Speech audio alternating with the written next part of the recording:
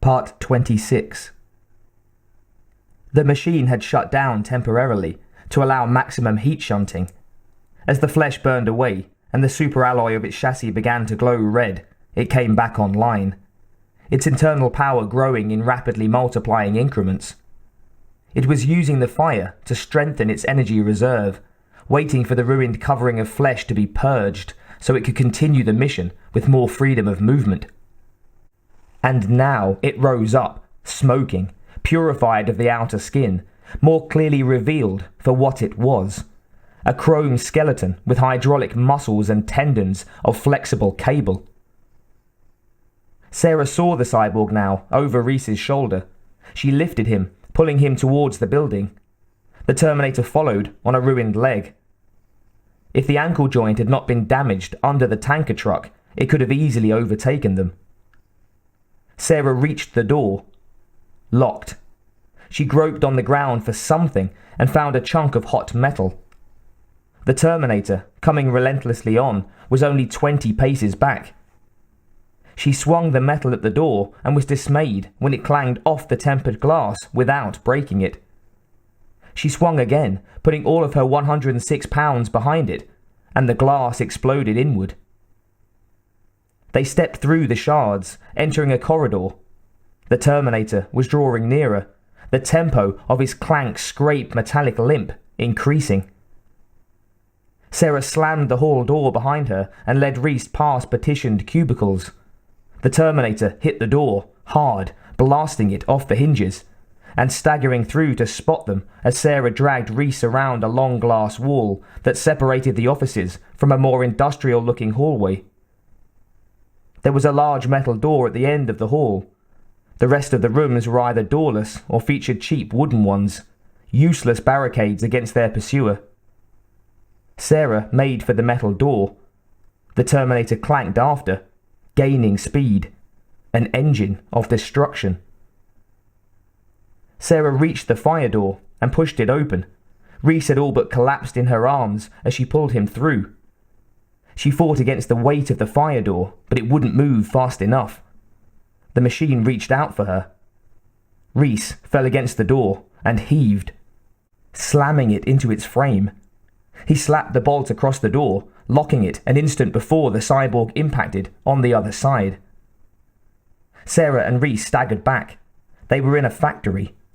Dim, hulking shapes of assembly robots rested, the assembly line shut down for the night. It seemed almost fully automated. The Terminator crashed into the door behind them, and it rocked as Reese staggered to a large breaker panel, clawing it open. "What are you doing?" Sarah screamed. "Cover!" he shot back as he threw all the switches. Then she got it. When the cyborg got through the door, as it would, its hypersensitive hearing could detect them in the dark labyrinth. One by one, the machines came to life. The conveyor belt whined into motion.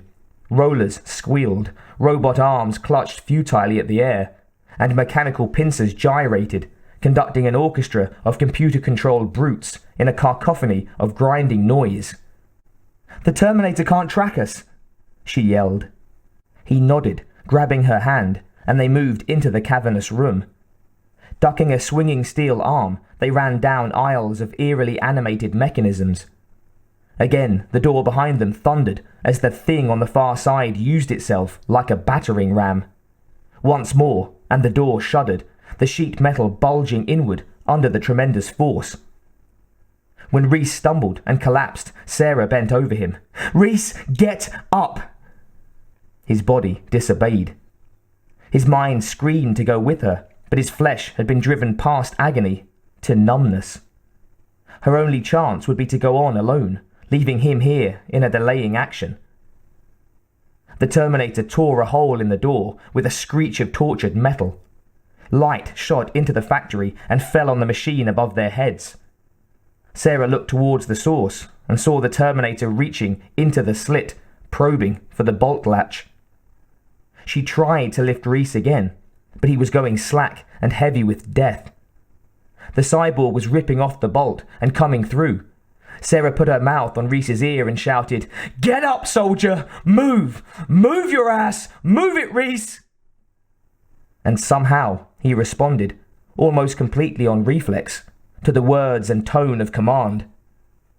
He thrust aside heaviness and beat back the stupor of shock to clutch Sarah's outstretched hand. They moved on into the machines. The Terminator thrust the ruined fire door aside and strode into the room, scanning. Its optics were unable to use infrared, which had completely overloaded in the fire, so it used a slow pan scan with enhanced clarification. There was movement everywhere, but none of it fit the target profile. It walked past the assembly line, completely merging into the hissing, gleaming texture of the factory, brethren to the blind mechanisms around it, but oblivious of the irony that these moron robots were its primitive antecedents. It scanned methodically, patient unto eternity. Sarah and Reese moved into a crouch along a slightly raised catwalk, lost among the tangle of pipes and control panels. Reese picked up a short length of stout pipe from a work table. Moments later, as Sarah clambered over an exhaust duct, her knee accidentally hit a red push button on a small black panel alongside it. With a sudden roar, the stamping plate of a massive hydraulic press slammed down an inch from her hand. Startled, she tumbled onto the catwalk. The Terminator's auditory sensors had filtered out all arrhythmic sounds and identified their patterns as vermin, water dripping from a bad pipe fitting, and the target moving in the machinery up ahead. It swiveled its head on precision bearings and moved towards the sound. Reese and Sarah ran to the end of the catwalk, only to face a locked door. Cursing, Reese about-faced and headed back the way they had come, Sarah rapidly following. The Terminator strode around a compressor unit, blocking them, a skeletal silhouette in the roaring darkness. Sarah staggered back. Reese raised the piece of pipe, holding it two-handed like a baseball bat, though his left arm was almost useless. "Run!" he shouted to her, shoving her back. "No!" Her voice was a scream, hysterical, unable to accept what was about to happen. The Terminator advanced.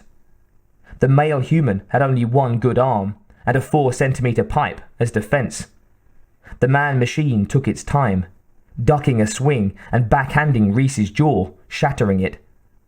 Reese flew back against a protective grille and rebounded with the bar swinging. It caught the Terminator in the chromed temple. The cyborg's head rocked back, then snapped forward, towards Reese without expression.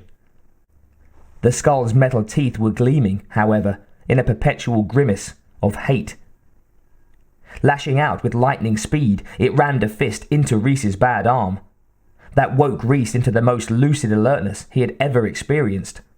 All the rest of his life had seemed like a dream compared to this agony. He fell back, screaming. The Terminator stepped forward to finish him off, then proceeded to the unprotected primary target, whose figure it kept in view. She was backed against the catwalk railing, about 4 feet off the ground. There was nowhere to go but into the next life. Reese was trembling with the last awful internal explosion of energy he would ever know. He fumbled in his coat for the remaining pipe bomb, shielding it from the cyborg's line of sight. The big lighter was slippery in his ruined hand, but lit immediately when he struck the flint. A breathless moment later, the fuse was burning, and Reese rolled onto his back, using all his strength as the cyborg bent towards him. "Sarah!" he yelled. "Get down!" She saw the lit bomb in his hand and realized in one hyper-real instant that he had no intention of throwing it. Crying out in blind animal torment, she turned and ran. The Terminator had its fist drawn back to drive into Reese's skull when it felt the pipe charge jammed under its thoracic plate. It groped for the thing, but it was too late. Sarah hit the railing at a run and flipped over it, plummeting towards the concrete, as the Terminator exploded. She struck the floor and rolled. Chunks of heated matter flew past, some hard, some soft. The concussion from the blast slammed her down, and she blanked out for an endless second. When she swam desperately back to the surface of awareness, she saw that the Terminator was in pieces all around her. A leg there, hydraulic piston here, and over there a foot. Steaming particles of charred cable and oily chunks of alloy peppered the floor. Scrap metal. It was over, finally. She sat up and screamed. Pain shot through her leg, and she reached blindly for it. It was twisted beneath her, the calf punctured, oozing thick blood. Something had buried itself in her leg. She dragged the limp appendage out from under herself and saw that it was a sharp piece of the Terminator that had been blown directly into her calf muscle, about halfway between ankle and knee. Even in death, the cyborg had tried to kill her. It was in her now, invading her flesh in a kind of cold rape. She wanted it out and pulled. That hurt worse, but she doubled the pressure, and in a sudden sucking pop, the chunk of steel came free. She dropped it and gasped. When the pain began to subside a little, she opened her eyes and saw Reese. Before she had a chance to register an emotion, she knew he was dead. The blast had flung him into a wall, and now his body was slumped on the floor, eyes staring at her, but not seeing. There was a strange expression on his face, one he could have never had while he lived, because even asleep he never looked this peaceful. The soldier had completed his mission. Sarah pulled herself across the floor towards him. She passed a large chunk of metal and didn't realize until after it reached out and grabbed her ankle that it was the Terminator, or what was left of it. It pulled itself upright as Sarah looked back and screamed. Cables dragged behind it from the gaping hole at the bottom of the spine where the hip joints used to be. But it had 2 arms, a torso, and a head. The eyes locked on target, and it began to pull itself towards her. With her free, uninjured leg, she kicked at the thing, writhed, and broke free. It crawled after. She couldn't move the broken leg, so she pulled herself along the floor. But she couldn't get away from it, because they were equals now, mutual cripples dragging themselves through chunks of debris, the hunter and hunted, enacting their roles. She pulled herself onto a moving conveyor belt. The machine followed suit, rolling onto it about 10 feet behind her. They both rested as it carried them along, eyeing each other, seeking strategic gain. Then Sarah rolled off onto the floor, and it reacted much more slowly than usual, toppling after her about 12 feet away. She had the advantage now and crawled towards her target.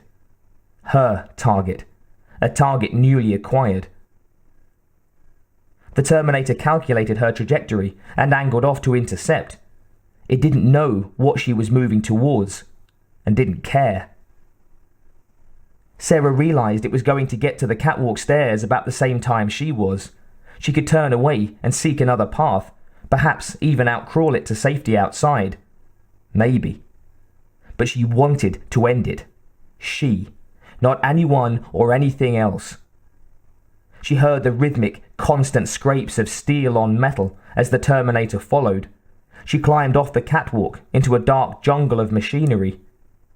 She could hardly move there, wedged between 2 vast rectangles of metal.